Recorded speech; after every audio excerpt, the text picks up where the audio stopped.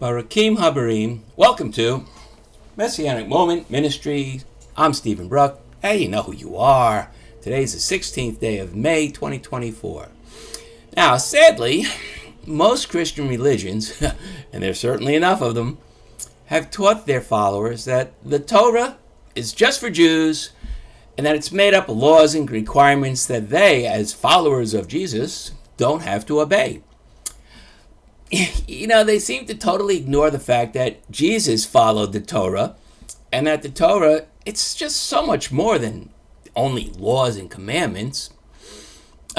Time out. Let's do the administrative stuff. Please subscribe to my website and my YouTube channel. If you subscribed before, please do so again because, a couple of months ago I got hacked and I lost all that stuff. And like my Facebook page. Also, I have a Facebook group called Just God's Word. It's a discussion group. You're welcome to join. I'd like you to join, actually. But please, you got to click that you agree to the rules. Or I can't let you in. I can't even message you and say, hey, you forgot to agree to the rules. So please, make sure you do that. And if you like what you get here, you'll like my books.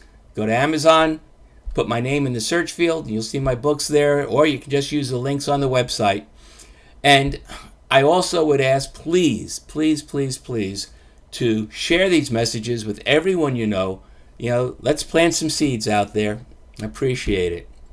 All right, so the Torah contains history. It contains wisdom. It contains social mores. It's got a code of justice and a penal system. It contains programs even for ensuring the health of the community. And yes, there are commandments and laws, but these are not man-made, as with almost every single Christian canon, but instead these come directly from God. And, sorry to burst bubbles, but they aren't just for Jews. They are for everyone.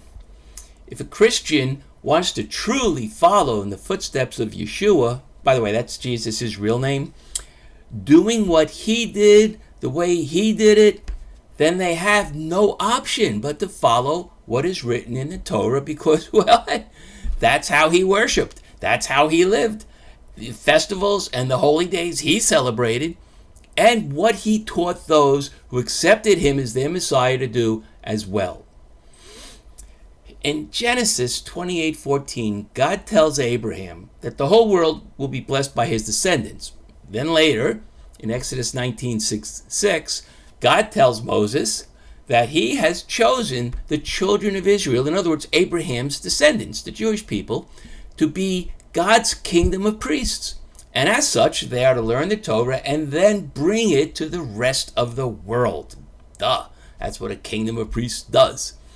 And the final part of God's plan was to have Yeshua, the Messiah, come out of God's kingdom of priests and teach the deeper spiritual meaning of the Torah to all people, Jew and Gentile, making it possible for all to be saved by obedience to God's true word. And through Yeshua's sacrifice, which replaced the need to bring an animal sacrifice to the temple. All right, let's go over that again, because it's so important. In short, God chose Abraham to be the father of a nation of Torah-observant priests who bring God's true word, meaning, again, not a man-made religion, given through Moses to the Jews first, then to the Gentiles. Ooh, that sounds familiar, doesn't it? Through his Messiah, Yeshua, whose sacrificial death made receiving forgiveness possible after the destruction of the temple in Jerusalem. The Torah has God's instructions for how we all ought to worship him and how we all ought to treat each other. And, hey, frankly, anyone who says that this map to righteousness is not for everyone, well, they're leading people down the path to destruction.